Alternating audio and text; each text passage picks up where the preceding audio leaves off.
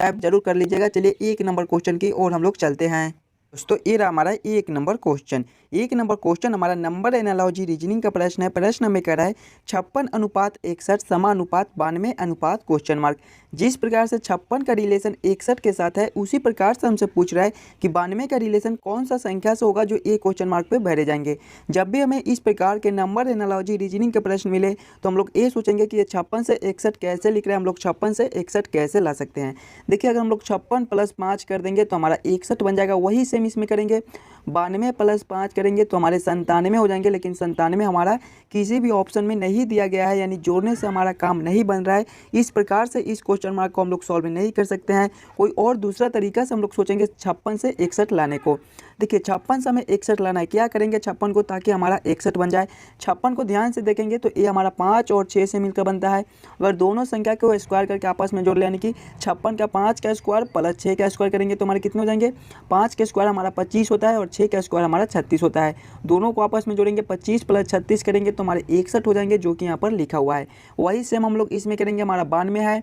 92 हमारा 9 और 2 से मिलकर बनता है। दोनों संख्या का स्क्वायर करके आपस में जोड़ लेंगे, यानी कि 9 का स्क्वायर प्लस 2 का स्क्वायर करेंगे तो 9 का स्क्वायर हमारा कितना होता है 81 होता है।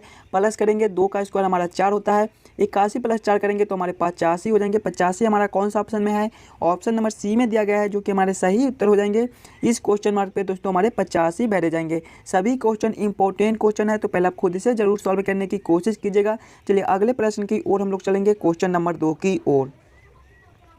ये रहा हमारा क्वेश्चन नंबर 2। क्वेश्चन नंबर 2 हमें कह रहा है निम्नलिखित प्रश्नों में दिए गए विकल्पों में से प्रश्न चिन्ह के स्थान पर आने वाली संख्या को चुनिए। प्रश्न चिन्ह कहाँ पर है हमारा, यहाँ पर है। इन्हीं क्वेश्चन मार्क पे कौन सी संख्या भरी जाएगी ये हमसे पूछ रहा है। जब भी हमें इस प्रकार के मिसिंग नंबर से रिलेटेड क्वेश्चन मिले तो ऐसे क्वेश्चन को हम लोग 2 तरीके से सॉल्व करने की कोशिश कर सकते हैं। पहले तो हम लोग क्वेश्चन को इस लाइन से देखेंगे, हमारा 11 और 6 से ये 7 कैसे लिख रहा है, 9 और 5 से 7 कैसे लिख रहा है, 8 और 3 से 9 कैसे लिख रहा है। उसी प्रकार से हम लोग सोचेंगे हमारा 625 और 121 से कौन सा संख्या बनेगा जो एक क्वेश्चन मार्क पे भरा जाएगा। अगर इस लाइन से हमारा प्रश्न सॉल्व नहीं होता है तो फिर इस लाइन से देखेंगे कि हमारा 11, 9 और 8 से 625 कैसे लिख रहा है, 6, 5 और 3 से 121 कैसे लिख रहा है। उसी प्रकार से हम लोग सोचेंगे हमारा 7, 7 और 9 से कौन सा संख्या बनेगा जो एक क्वेश्चन मार्क पे भरे जाएंगे। देखिए जब भी हमें इस प्रकार के मिसिंग नंबर से रिलेटेड क्वेश्चन मिले तो पहले हम लोग क्वेश्चन को पैटर्न को देखेंगे, हमारा किस प्रकार का प्रश्न है, इसे हम लोग कैसे जल्द से जल्द सॉल्व कर सकते हैं। देखिए क्वेश्चन को देखेंगे तो इस साइड से हमारा बड़ा संख्या 625 है, 121 है, फिर क्वेश्चन मार्क है। तो ऐसे प्रश्न में दोस्तों पहले हम लोग क्वेश्चन को इस लाइन से सॉल्व करने की कोशिश करेंगे, यानी कि 11, 9 और 8 से 625 कैसे लिख रहा है। 625 को ध्यान से देखिएगा, ये आपका 25 का स्क्वायर है, यानी कि हम लोग 11, 9 और 8 से 25 ले आते हैं तो हमारा आसानी से 625 बन जाएगा। सभी संख्या को आपस में जोड़कर देखेंगे, 11 + 9 करेंगे तो हमारे 20 हो जाएंगे और 20 + 8 करेंगे तो हमारे 25 हो जाएंगे। अगर हम लोग 25 में से 20 + 8 करेंगे तो हमारे 28 हो जाएंगे और 28 में से अगर हम लोग 3 माइनस कर दे ऊपर से तो हमारा 25 बन जाएगा और 25 का स्क्वायर करेंगे तो हमारे 625 हो जाएंगे, जो कि यहाँ पर लिखा हुआ है। वही सेम हम लोग इसमें करेंगे, सभी संख्या को आपस में जोड़कर 3 माइनस कर देंगे।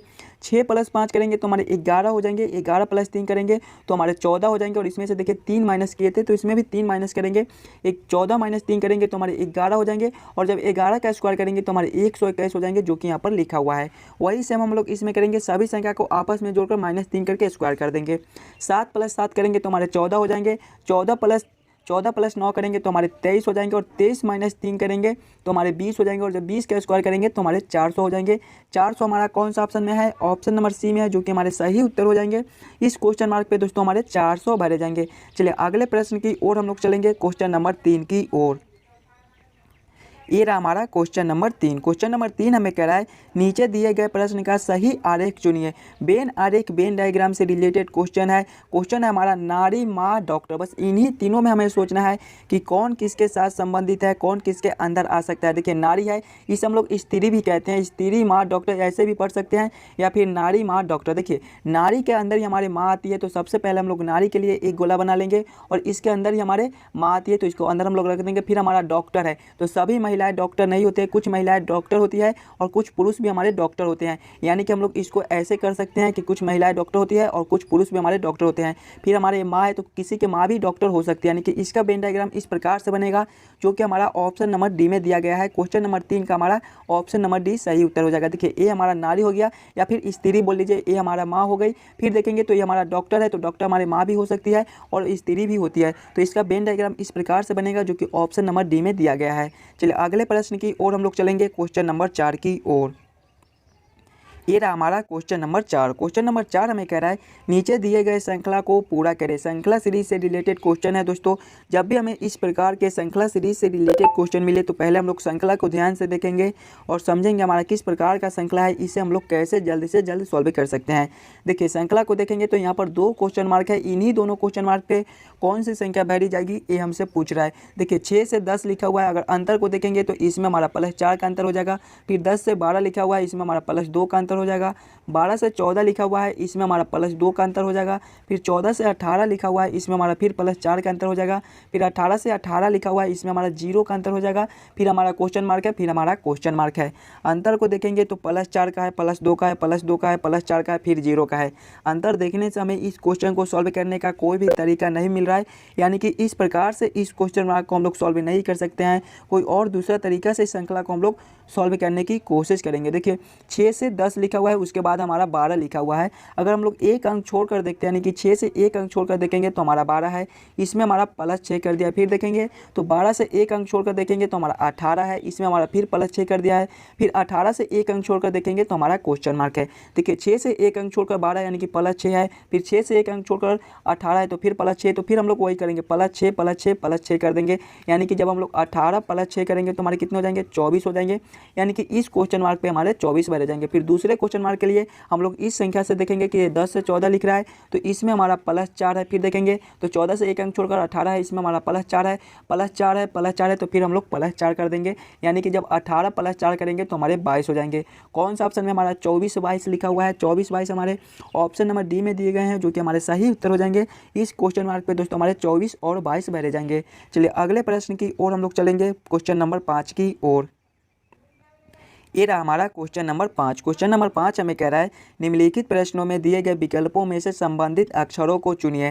प्रश्न हमें कह रहा है KMP अनुपात IKN समानुपात NHC अनुपात क्वेश्चन मार्क। जिस प्रकार से दोस्तों KMP का रिलेशन IKN के साथ है, उसी प्रकार से हमसे पूछ रहा है NHC का रिलेशन कौन सा अक्षर से होगा, जो ई क्वेश्चन मार्क पे भरे जाएंगे। जब भी हमें इस प्रकार के प्रश्न मिले तो ऐसे प्रश्न को पहले हम लोग सिंगल अक्षर को देखेंगे। यानी कि K से I कैसे लिख रहा है, M से K कैसे लिख रहा है और P से N कैसे लिख रहा है। उसी प्रकार से हम लोग सोचेंगे हमारा N से कौन सा अक्षर बनेगा, H से कौन सा अक्षर बनेगा और C से कौन सा अक्षर बनेगा। देखिए K से I लिखा हुआ है, इसमें क्या कर दें कि K-2 जब हम लोग करेंगे, K-2 करेंगे तो हमारे I हो जाएंगे। यानी इसमें हमारा -2 कर दिया है। फिर देखेंगे तो M से K लिखा हुआ है, इसमें भी हमारा -2 कर दिया है। जब M-2 हम लोग करेंगे, M-2 करेंगे तो हमारे K हो जाएंगे। यानी कि इसमें भी हमारा -2 कर दिया। फिर देखेंगे तो P से N लिखा हुआ है, इसमें भी हमारा -2 कर दिया। जब P-2 हम लोग करेंगे तो हमारे N हो जाएंगे। यानी कि तीनों अक्षर में हमारा -2 कर दिया है। वही सेम हम लोग इसमें करेंगे, तीनों अक्षर में -2 कर देंगे।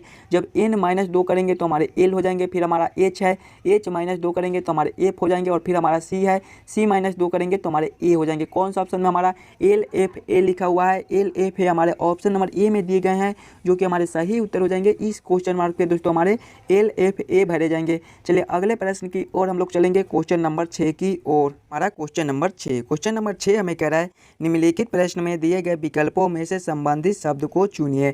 प्रश्न हमें कह रहा है पैमाना अनुपात लंबाई समानुपात सिस्मोग्राफ अनुपात क्वेश्चन मार्क। जिस प्रकार से दोस्तों पैमाना का रिलेशन लंबाई के साथ है, पैमाना से लंबाई लिख रहा है, उसी प्रकार से हमसे पूछ रहा है सिस्मोग्राफ से कौन सा शब्द बनेगा, जो ये क्वेश्चन मार्क पे भरे जाएंगे। जब भी हमें इस प्रकार के प्रश्न मिले तो हम लोग सबसे पहले ये सोचेंगे पैमाना से लंबाई कैसे लिख रहा है। देखिए पैमाना से लंबाई नापी जाती है, उसी प्रकार से हम लोग सोचेंगे सिस्मोग्राफ से क्या नापा जाता है, भूकंप मापा जाता है। तो भूकंप हमारे ऑप्शन नंबर बी में है, जो कि हमारे सही उत्तर हो जाएंगे। जिस प्रकार से पैमाना से लंबाई नापी जाती है, उसी प्रकार से हमारे सिस्मोग्राफ से भूकंप मापे जाते हैं। सभी क्वेश्चन इंपॉर्टेंट है, कुछ इसी प्रकार के क्वेश्चन एग्जाम में पूछे जाते हैं, तो पहले आप खुद से जरूर सॉल्व करने की कोशिश कीजिएगा।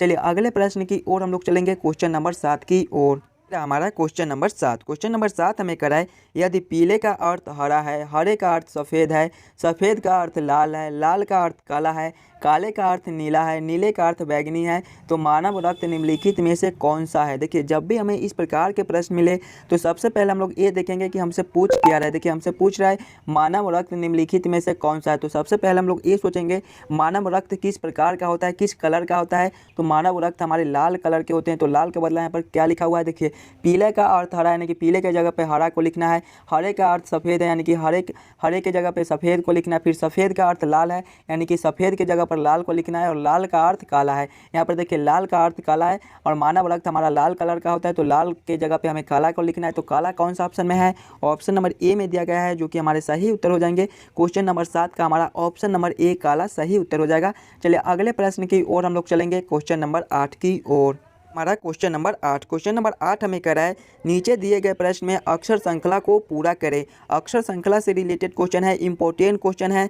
ऐसे क्वेश्चन आपको हर एग्जाम में पूछे जाते हैं, तो पहला वीडियो को रोककर खुद से ज़रूर सॉल्व करने की कोशिश कीजिएगा। देखिए किस प्रकार से ऐसे प्रश्न को हम लोग सोचेंगे ताकि हमारा प्रश्न जल्दी से जल्दी सॉल्व हो जाए। देखिए जब भी हमें इस प्रकार के प्रश्न मिले तो पहले हम लोग खंड में बांट लेंगे ऐसे क्वेश्चन को। देखिए ए है, ए के बाद हमारा खाली स्थान है, फिर सी है, फिर हमारा ए है, फिर हमारा खाली स्थान है, फिर हमारा बी है, फिर हमारा सी है, फिर हमारा खाली स्थान है, फिर हमारा ए है, बी है, फिर खाली स्थान है, सी है।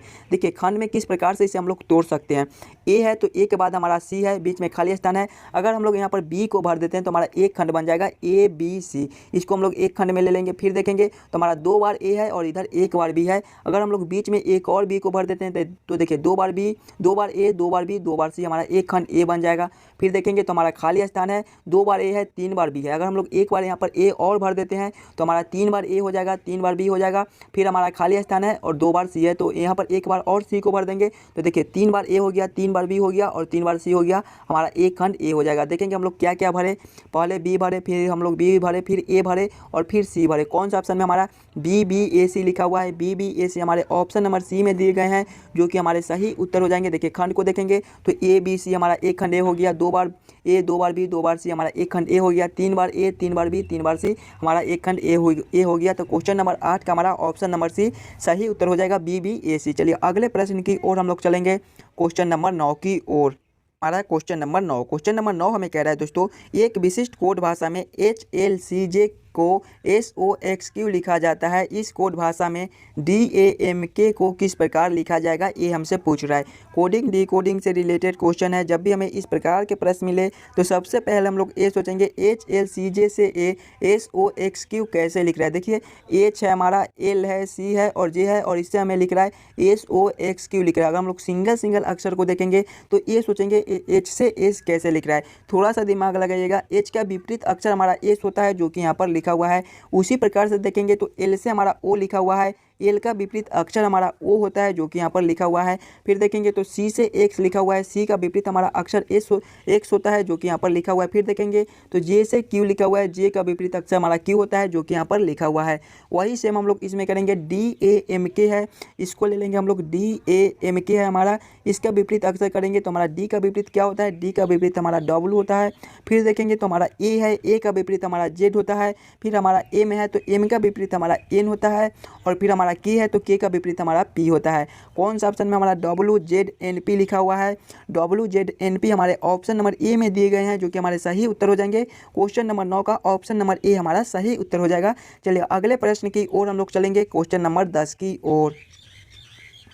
ये रहा हमारा क्वेश्चन नंबर 10। क्वेश्चन नंबर 10 हमें कह रहा है, यदि 8 जोड़ 6 जोड़ 12 बराबर 82 हो तथा 5 जोड़ 9 जोड़ 3 बराबर 37 हो तो 9 जोड़ 9 जोड़ 10 बराबर क्वेश्चन मार्क। इन्हीं क्वेश्चन मार्क पे कौन सी संख्या भरी जाएगी, ये हमसे पूछ रहा है। जब भी हमें इस प्रकार के प्रश्न मिले तो सबसे पहले हम लोग ये सोचेंगे कि ये 8, 6 और 12 से 82 कैसे लिख रहा है, 5, 9, 3 से 37 कैसे लिख रहा है। उसी प्रकार से हम लोग सोचेंगे हमारा 9, 9 और 10 से कौन सा संख्या बनेगा जो ये क्वेश्चन मार्क पे भरा जाएगा। देखिए यहाँ पर किसी भी प्रकार का सिंबल दे दे, जोड़ का दे दे, घटाव का दे दे, गुना का दे दे, भाग का दे दे, हज का दे दे, स्टार का दे दे। बस हमें ये सोचना है कि 8, 6 और 12 से हम लोग 82 कैसे ला सकते हैं। इन्हीं तीनों संख्या को आपस में क्या करेंगे, जोड़ेंगे, घटाएंगे, गुना करेंगे, भाग करेंगे, कुछ भी करके हमें 82 लाना है। देखिए 8 है, 6 है और 12 है। अगर तीनों संख्या को आपस में जोड़ते हैं तो 8 + 6 करेंगे तो हमारे 14 हो जाएंगे। जाएंगे, 14 प्लस 12 करेंगे तो हमारे 26 हो जाएंगे, 26 का स्क्वायर करेंगे, क्यू करेंगे, गुना करेंगे, कुछ भी करेंगे तो हमारा 82 नहीं बन रहा है।